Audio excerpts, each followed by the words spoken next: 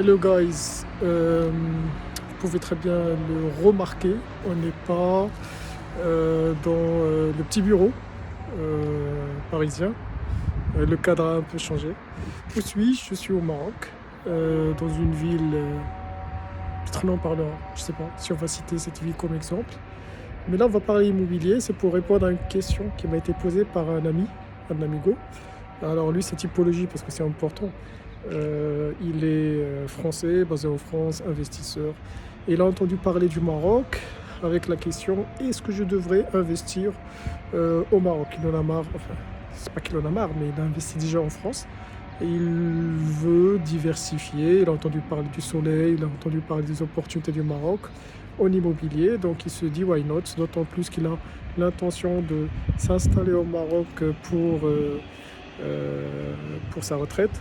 Vous voyez un peu les genres, c'est Portugal, l'Espagne, why not Maroc, la Tunisie, etc.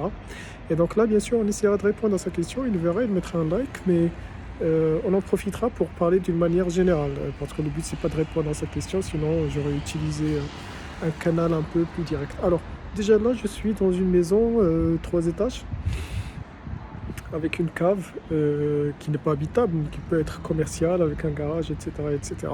Et là, c'est très classique, c'est très typique au Maroc. Ce sont les maisons. Alors là, vous pouvez voir un peu. Vu que moi, je ne mets pas de montage, donc tout se passe en live, je ne vais pas arrêter la vidéo pour faire des prises.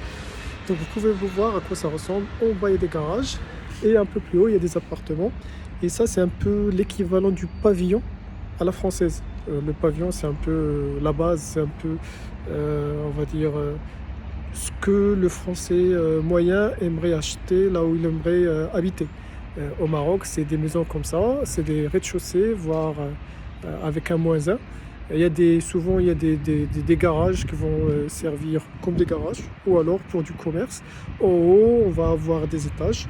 Et pour les familles les plus classiques, malheureusement, on est en train de perdre la tradition, mais bon, généralement, c'est plusieurs étages. Comme ça, vous avez peut-être le père fondateur, entre guillemets, qui vit là-bas. Et puis les enfants, quand ils vont grandir, ils vont prendre des étages. Ou peut-être le père fondateur, il va faire vivre là-bas ses parents. C'est ça une maison familiale. Ça permet aussi de respecter les traditions qui sont en train de se perdre certainement dans les grandes villes. Mais bon, voilà, ce sont les traditions. Restons positifs et n'allons pas dans les exemples les plus tordus. Donc, c'est un peu comme le pavillon à la française. Maintenant, on va aller directement vers la question: faut-il investir au Maroc? Alors, déjà, comme d'habitude, on va répondre à une question par une question, puisqu'il n'y a pas de réponse simple et ferme. Pourquoi on veut investir au Maroc? Et quand je dis le Maroc, là-dessus, je parle aussi de tous les pays. Alors, je veux pas du tout. Si quelqu'un me sort bled, je suis capable de le flinguer très sérieusement parce que j'aime pas du tout cette appellation.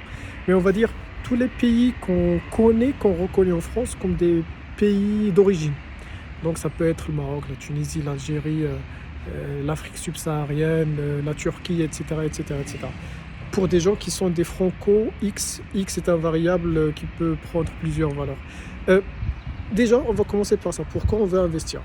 Si toi, tu es un investisseur d'origine et tu veux investir au Maroc, par exemple, parce que c'est un investissement d'émotion, parce que tu as envie d'avoir un pied à terre, qui généralement, c'est pas vraiment un pied à terre. Un pied à terre, c'est plutôt parisien. Là, on a envie d'avoir quelque chose avec du luxe, quand même, du standing, du haut standing. Donc, je dis pied à terre pour dire qu'on va venir s'y installer une semaine, 2, 3 semaines, peut-être un mois, 2 mois, grand max par an, parce qu'on a envie de garder un peu le lien avec son pays d'origine, avec sa famille, pour plusieurs raisons. Donc là, la vidéo n'a aucune valeur ajoutée, parce que la réponse est très simple. Oui, bah, vas-y, investis. Investis parce que ton investissement, c'est pas un investissement, c'est pas un investissement, c'est un achat d'émotion, ce qui est tout à fait respectable. Why not? La question se pose pas. Maintenant, quand même, si on veut être prudent, il faut pas oublier une chose, c'est que malheureusement, je sais pas si c'est malheureusement, si c'est heureusement, mais je pense que c'est plus malheureusement qu'heureusement, les liens se perdent. Ce qui veut dire que même si aujourd'hui tu vas l'acheter parce que tu as envie de garder le lien, demain tes enfants, c'est pas sûr, les statistiques le disent clairement, demain tes enfants ils vont vendre, c'est bien, parce que peut-être qu'ils ne reviennent plus à ce patte-là, ou bien ils ne reviennent plus au pays. Notamment, je m'adresse à ceux qui vont acheter dans des petites villes, qui d'un point de vue purement investissement financier n'ont aucun avantage, parce que l'on parlera, le Maroc, il y a des villes qu'on va spotter. Et idem pour tous les autres pays, ce qui est tout à fait normal. En France, on ne va pas acheter dans un petit patelin, ou alors il ne faut pas être étonné sur un acheteur une fois par an et encore qui va brader le prix divisé par 3. Il ne faut pas s'étonner. Donc, généralement, tes enfants, ils vont vouloir vendre. Et donc, quand tu vas acheter, au moins, essaie d'acheter quelque chose dans un patelin, why not, si c'est ta ville où tu as grandi, d'origine, etc., de tes parents. Mais au moins, dans la possibilité que ça va se vendre, il faut qu'on puisse le vendre. Donc, déjà de préférence, une bonne position par rapport à la ville, au village, donc quelque part au centre, ou bien quelque part là où ça se passe, avec un bon prix, bien sûr. Comme ça, quand on va vendre, il y a une plus-value au Maroc à payer, sur laquelle il faut payer des impôts, il ne faut pas l'oublier. Donc, au moins quelque chose qu'on peut revendre, parce que j'ai lancé, c'est les enfants, ça veut dire qu'il y a une bonne... ça vieillit, quoi, ça vieillit et normalement il y aura une vraie valeur ajoutée. Il faut savoir au Maroc qu'aujourd'hui l'immobilier est en crise comme partout dans le monde, mais c'est un bon secteur. C'est là où il faut investir, ça reste quand même un secteur d'investissement assez classique où tout se passe bien. Donc voilà, c'est la crise, mais pas si crise que ça. Donc, ok pour les émotions, si c'est les émotions, on ne va pas appeler ça un investissement, mais bon voilà, essayons de faire un petit effort. Maintenant, si tu n'es pas dans ce mood-là, ou si par chance, tu es originaire d'une grande ville, les villes marocaines où il fait bon d'investir. Et je dis marocaine, après ça va être à chacun de généraliser par rapport à ces pays. Donc, à son pays d'origine. Donc là, ça va être toujours la même logique. Je veux investir, c'est un calcul à faire. Le calcul de rentabilité, on le connaît très bien. Je vais acheter à tel prix, avec toutes les charges qui vont avec. Maintenant, je vais louer à tel prix, avec toutes les charges qui vont avec. Je fais le calcul, le loyer multiplié par 12, je retire peut-être 30% pour les charges. Encore faut-il s'assurer que c'est bien 30% dans ce pays en question, divisé par le montant total d'achat. On a ce qu'on a, il faut voir si c'est plus que 5%, why not. Si c'est 10%, et ben c'est très bien. Entre parenthèses, au Maroc, Airbnb existe. Pour le moment, il n'y a pas toutes les restrictions qu'on retrouve aux États-Unis, en Europe, en France notamment. Peut-être ça va venir, j'ai entendu dire que ça va venir, je ne sais pas, j'en fais pas, je n'ai aucune idée, mais il faut faire attention. Mais pour le moment, ça marche très bien Airbnb. Après, il faut faire très attention à la partie administrative, parce qu'au Maroc, quand tu reçois quelqu'un, il faut déclarer les hôtels, ils prennent la carte d'identité, ils déclarent. Il y a tout un circuit, il faut bien se renseigner là-dessus, parce que si jamais vous prenez quelqu'un et il y a un problème, et ben si vous n'êtes pas bien couvert, voilà, ça reste... vous savez... l'extradition, on n'est pas c'est pas les cow-boys là. Donc il y a des règles, il y a des lois à respecter. Et même si vous êtes français, américain, je ne sais quoi, si vous allez faillir à ces règles, il ne faut pas s'étonner. On ne va pas envoyer des F-15 pour vous rapatrier, soyez sûr et certain. S'il faut payer, vous allez payer. C'est-à-dire payer dans le sens, dans le respect de la loi, dans le sens vous allez payer assez cher. Une procédure judiciaire avec des conséquences qui vont avec. Donc il faut faire très attention à ça. Ça c'était entre parenthèses. Maintenant on revient, on parlait des charges, c'est 30%.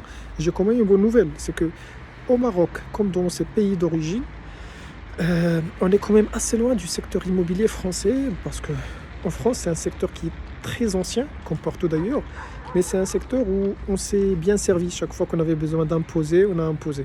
Donc il y a bien sûr l'impôt...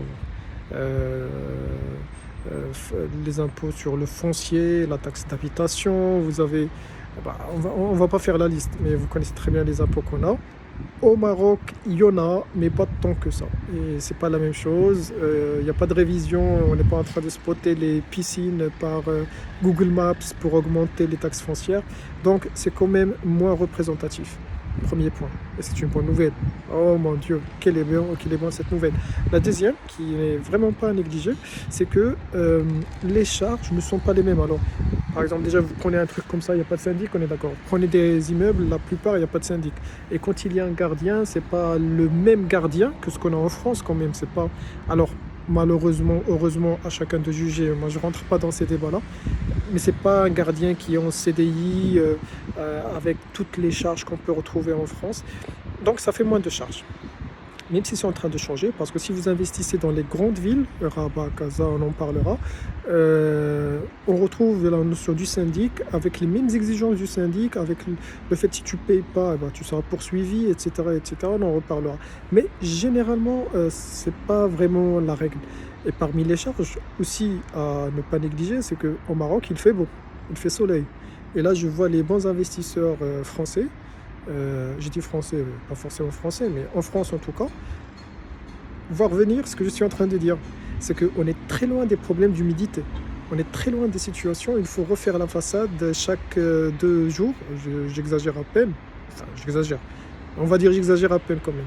On est loin il faut refaire les travaux, ceci, cela, l'humidité, tous les problèmes qu'on retrouve en France.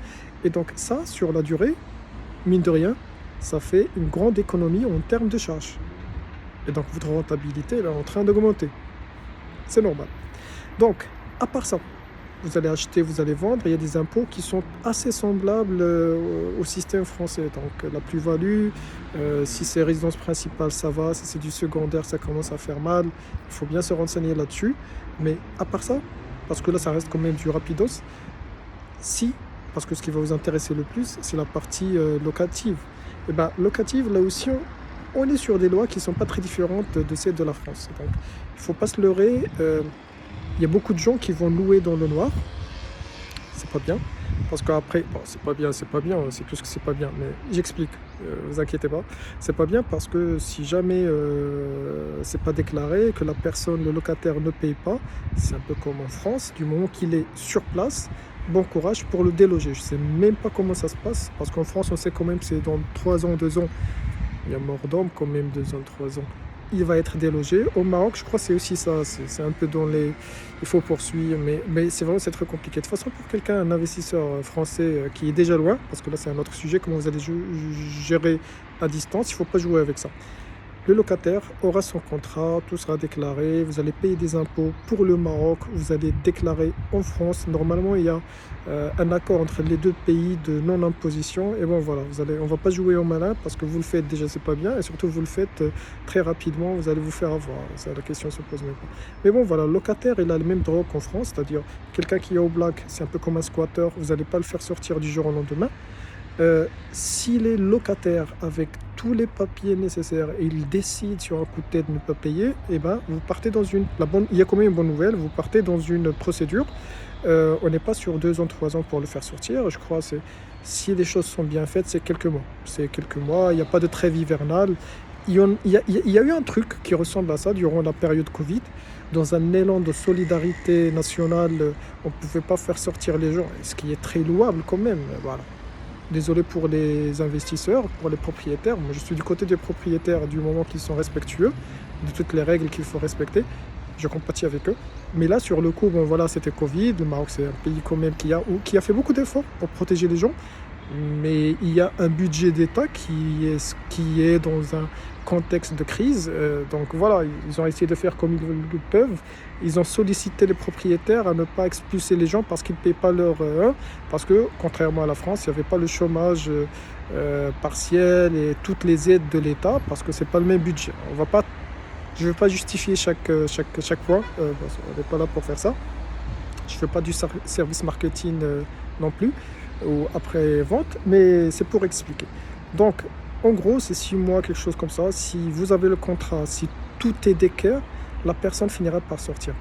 Maintenant, il faut un peu pousser plus loin. Est-ce qu'on peut trouver des locataires facilement, rapidement? Là, ça va dépendre des villes. Alors, on en parle très rapidement. Quelles sont les villes que toi, en tant qu'investisseur, surtout étranger, peut spotter? Alors, c'est très simple. Les touristiques, c'est Marrakech, forcément, Agadir, et puis peut-être les villes impériales. Donc ça va être Meknès, Fès. Je parlais d'autres villes plus tard. Bon, après Meknès, Fès, le problème c'est que pour du Airbnb ça va, pour du long terme, la rentabilité ça va, mais il y a aussi une autre notion dans ces pays d'origine, c'est que ok, tu vas investir, tu auras même une rentabilité de 10% voire plus, mais 10% pour avoir 200 euros par mois, voire 150 euros, est-ce que ça vaut vraiment la peine? Très bonne question, très bonne question. Donc il faut viser la rentabilité, mais il faut voir aussi ce que vaut cette rentabilité, sachant qu'il faut bien le dire, hein, il ne faut pas oublier que le loyer il est en dirham marocain, et donc il faut intégrer le taux de change dans la logique, sachant que le taux de change, le dirham est devenu flottant mais maîtrisé. Il est mi-flottant. Donc, bon, ben, c'est comme tout, on investit à l'étranger, il faut intégrer ce petit détail dans le calcul, le taux de change. Donc, les villes, à part les touristiques, dans les touristiques, je peux quand même rajouter aussi Dakhla, tourisme balnéaire. Après, c'est une ville qui est lointaine quand même, donc il faut être prêt à se déplacer quand il y a un problème. D'ailleurs, il y a des agences qui gèrent les locataires pour les gens qui ne peuvent pas le faire, qui sont à distance. Maintenant, il faut voir, c'est 30% parfois ce qu'ils demandent, notamment pour Airbnb. Il faut quand même garder un œil, il ne faut pas faire.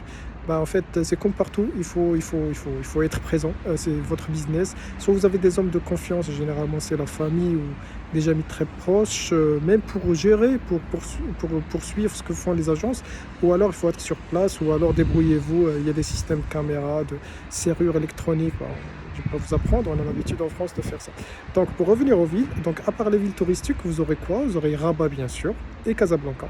Parce que c'est là où ça se passe économiquement, c'est là où vous aurez des gens qui ont de très bons salaires, ou bien qui sont des entrepreneurs, etc., etc. Donc il y a une certaine stabilité. Après, vous avez Tanger, vous avez Kenitra un peu, parce qu'il y a un pôle industriel, vous avez Agadir aussi, il y a un pôle industriel. Euh, Bah, grosso modo, c'est ça. Vous avez pour le tourisme, on peut revenir sur la région d'El-Rachidia, tout ce qui est désert, tout ce qui est Sahara.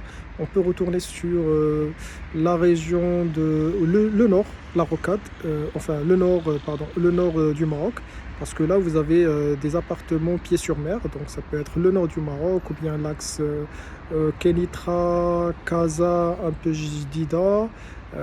Agadir, bien sûr, là aussi, vous avez tout le tourisme balnéaire entre Agadir et le sud d'Agadir.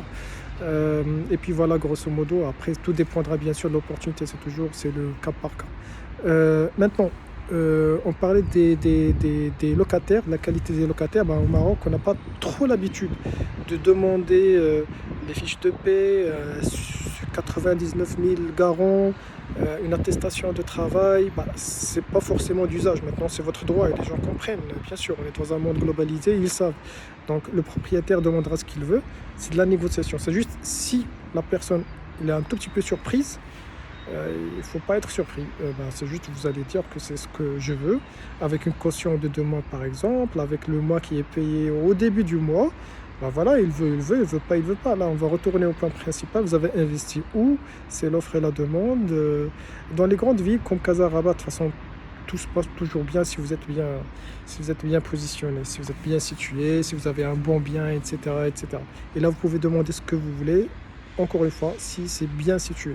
Maintenant, si vous êtes dans une petite ville, il va falloir accepter la règle du jeu et voilà. Donc, qu'est-ce qu'on peut dire d'autre? Bah, Dakhla, Dakhla. Pourquoi je parle de ça? C'est parce que forcément il y a des villes qui sont de vieilles villes d'un point de vue investissement immobilier. Il faut savoir aussi qu'au Maroc, il y a beaucoup d'investissements en immobilier. J'ai parlé d'une crise, c'est un peu la crise mondiale, mais c'est pas pour autant qu'il y a une baisse, parce que les grands promoteurs, ils ont les moyens et c'est ce qu'ils ont fait. Bah, moi, je vais pas vendre, je vais attendre que ça s'améliore, parce que il faut savoir que les grands promoteurs, ils ont beaucoup de poids au Maroc, ils sont assez riches, donc voilà, ils sont pas dans l'agonie.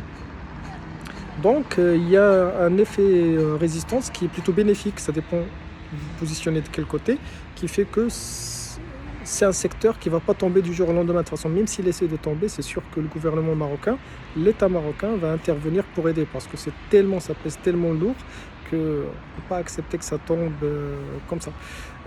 Donc il y a Dakhla, il y a des villes qui sont en train d'émerger, notamment Dakhla, j'en parle. Je n'ai pas beaucoup d'informations, je suis toujours en train de chercher là-dessus, parce qu'on pense qu'il y aura beaucoup d'investissements, il y a des infrastructures, des projets d'infrastructures qui sont en train de se mettre en place. Maintenant, il faut aller voir, ça a l'air d'être le nouveau monde, mais il faut bien vérifier.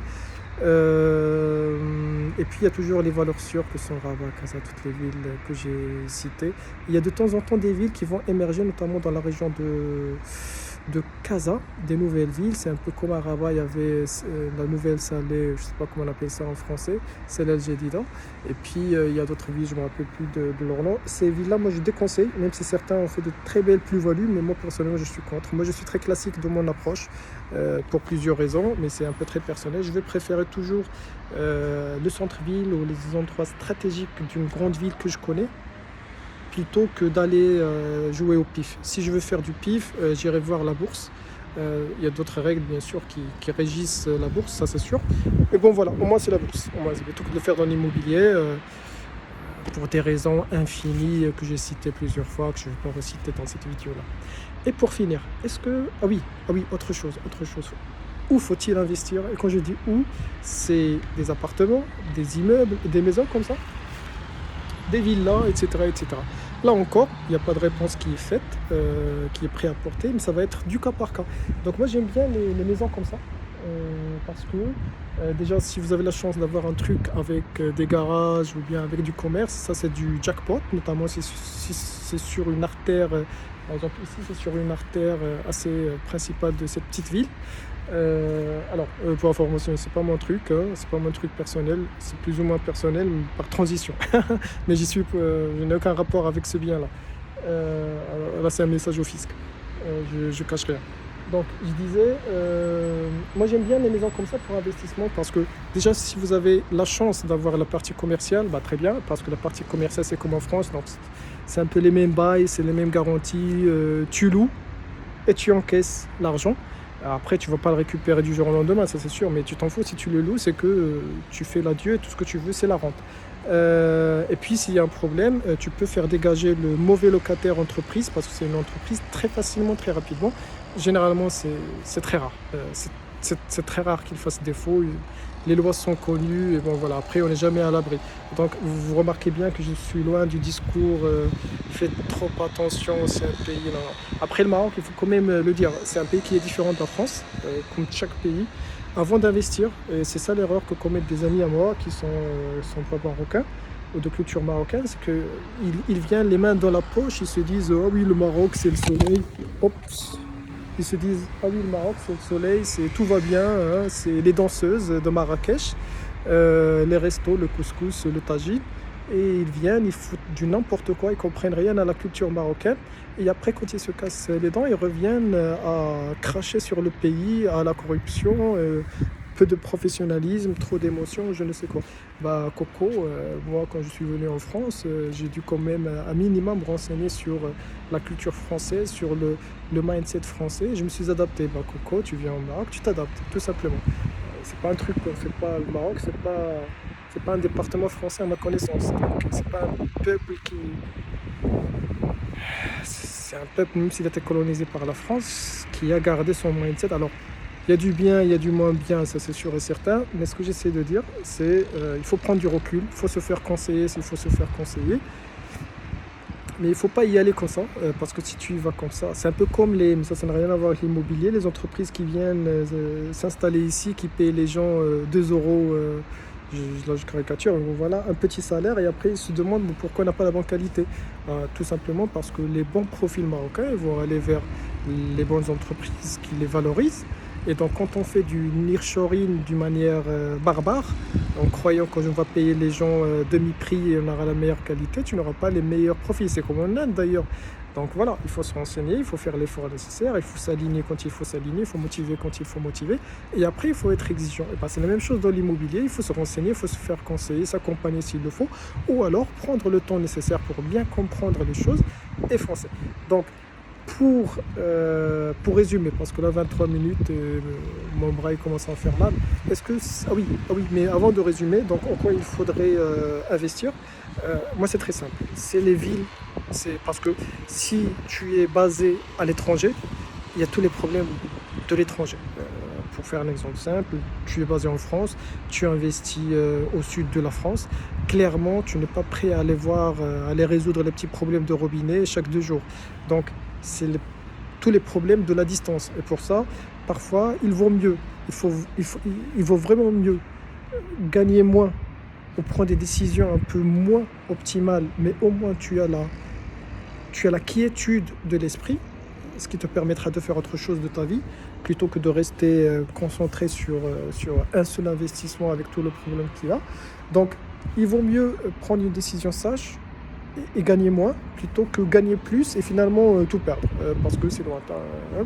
Donc, je vais toujours préférer, déjà tout ce qui est luxe au Maroc, c'est très bien. Pourquoi? Parce que le Maroc, ça reste quand même un pays en voie de développement, avec tous les problèmes qu'on peut avoir avec des locataires qui pourraient ne pas avoir les moyens de temps en temps, comme on peut en avoir en France ou partout. Donc, le premier axe, ça va être tout ce qui est luxe, parce que là, c'est une population qui n'en a rien à foutre. Ils ont toujours les moyens, ils survivent à toutes les crises du monde, et voilà. Et en plus, parfois, peut-être, tu auras la chance, je ne sais pas si tu as chance ou pas, de tomber sur des gens qui ont la culture française, donc ils parlent la même culture que toi, qui ont l'habitude.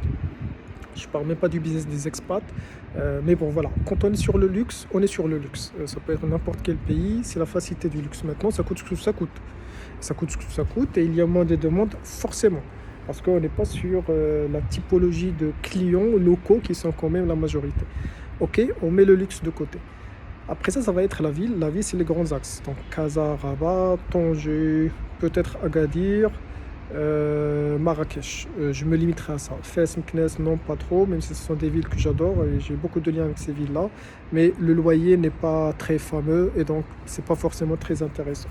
Ce qui est bien avec Marrakech, c'est que tu peux jouer entre Airbnb et du long terme, mais très facilement, sauf si les lois changent. Agadir, c'est la même chose, et puis c'est du balnéaire, et même pour toi, ça va faire du plaisir. Casa Rabat, c'est des gens qui sont très stables, avec des salaires qui sont assez élevés, donc on est un peu sur le luxe. Tanger, c'est aussi un pôle industriel très prisé, et puis c'est une ville qui a gardé un peu l'aspect international après la colonisation.